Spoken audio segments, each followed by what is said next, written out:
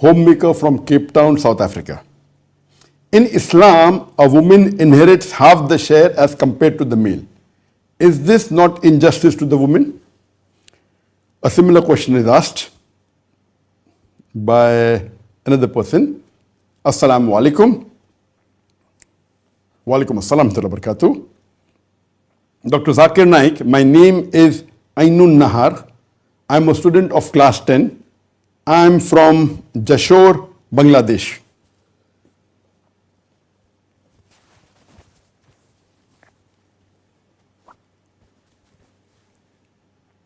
We see in Islam that the property of the parents is given more to their son than the daughter. Why is it? Isn't it unequal? This is a common question asked by the non-Muslims and even by some of the Muslims, and it is part of my answer in the most common questions asked by non-Muslim. I think it is the 14th or the 15th answer. As far as inheritance is concerned, there are various verses of the glorious Quran which speaks about inheritance. That's mentioned in Surah Baqarah, chapter number 2, verse number 180. In Surah Baqarah, chapter number 2, verse number 240. In Surah Nisa, chapter number 4, verse number 7 to 9. In Surah Nisa, chapter number 4, verse number 11 to 12. In Surah Nisa, chapter number 4, verse number 19. In Surah Nisa, chapter number 4, verse number 33. In Surah Nisa, chapter number 4, verse number 176. And Surah Ma'idah, chapter number 5, verse number 106 to verse number 108. There are various places the Quran speaks about inheritance. As far as the shares are concerned, they are mainly in two sets of verses.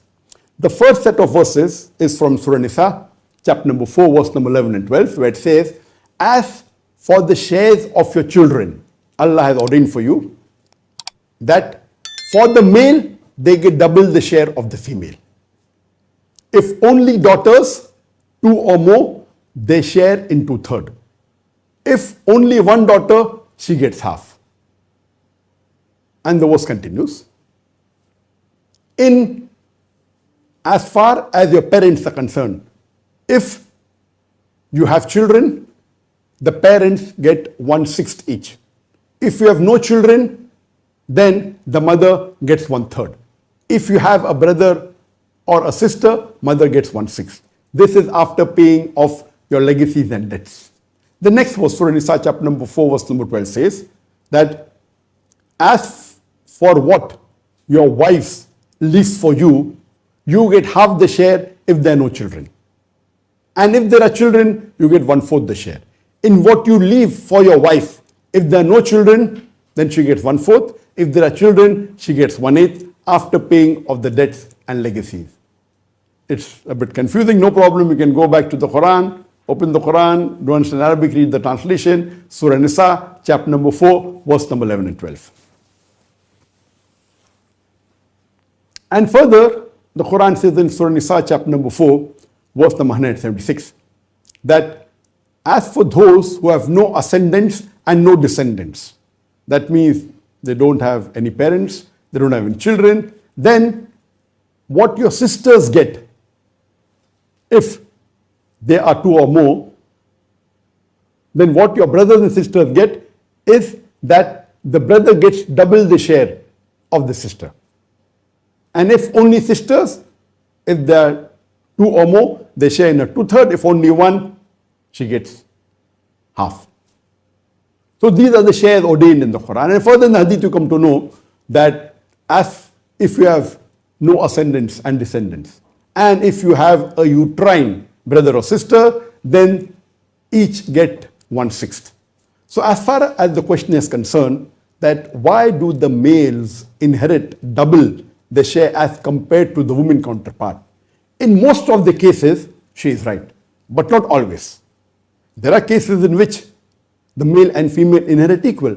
For example, if you have parents, if you have left behind parents, and you have left behind children, both the parents, each of them get 1/6. Mother gets 1/6, the father gets 1/6.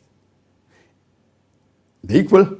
And as I mentioned earlier, if you have no ascendant or descendant, and if you have got uterine brothers and sisters, both share the same. They get 1/6. So there are in two cases where the male and female they inherit equal. There are some cases in which the mother inherits, in some cases in which the female inherits double than that of the male. If you do not leave behind any children, and if you are mother and father, mother gets 1/3, father gets 1/6. But I do agree with you. In most of the cases, the male inherits double than that of the female. If you have got children left behind, sons and daughters, the son inherits double than that of the daughter, as compared to the wife and husband. If you have left behind children, the wife inherits 1/8, the husband inherits 1/4, double the share. If you have no children, wife inherits 1/4, husband inherits half, double. So in the cases of brothers and sisters, in cases of daughters and sons, in case of husband and wife, in most of the cases, the male counterpart inherits double than that of the female. What is the reason? Isn't this injustice? The answer is that in Islam, it is the male which is the bread earner of the family. In Islam, before a female gets married, it is the father and the brother. And after she's married, it is the husband and the son who looks after her lodging, boarding, clothing, and all financial aspects. Quran clearly states in Surah Nisa chapter 4, verse number 34 and 35, that Ar-Rijalu Qawwamuna ala Nisa, that the man is the Qawwam, is the one who protects and supports the woman, and it includes financially. So financially, the woman is secure in Islam. There is no financial burden on the woman. She need not earn a penny for a living. It is the duty of the male, and he is supposed to bear all the financial aspects of the living of everyone in the family, including the woman. The lodging, boarding, clothing, and financial aspect. The woman need not earn a single penny for a living. She is financially secured. If she wants to earn and she wants to contribute, she is permitted as long as the job is halal.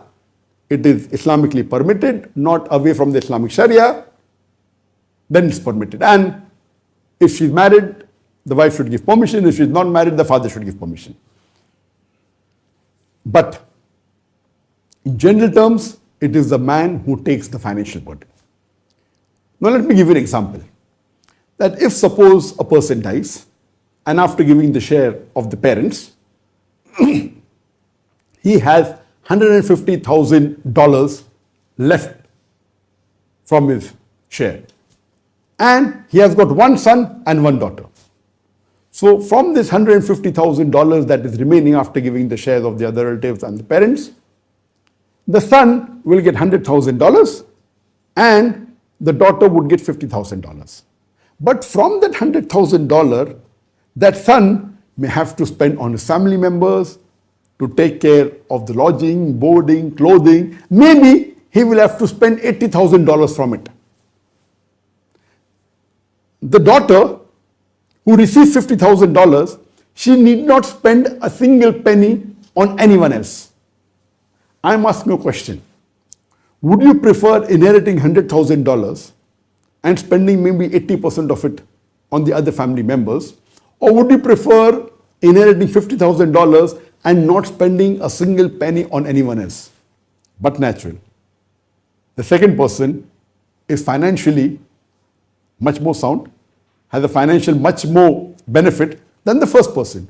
Imagine if Allah has put the financial burden on the male in the family and then say that male and female inherit same, it will be injustice.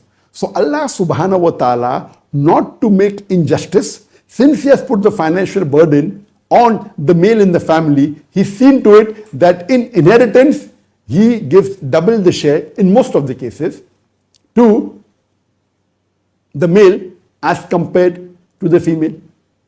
So this logic is actually making the woman financially more secured, and that is that Allah subhanahu wa ta'ala is never unjust in the least degree.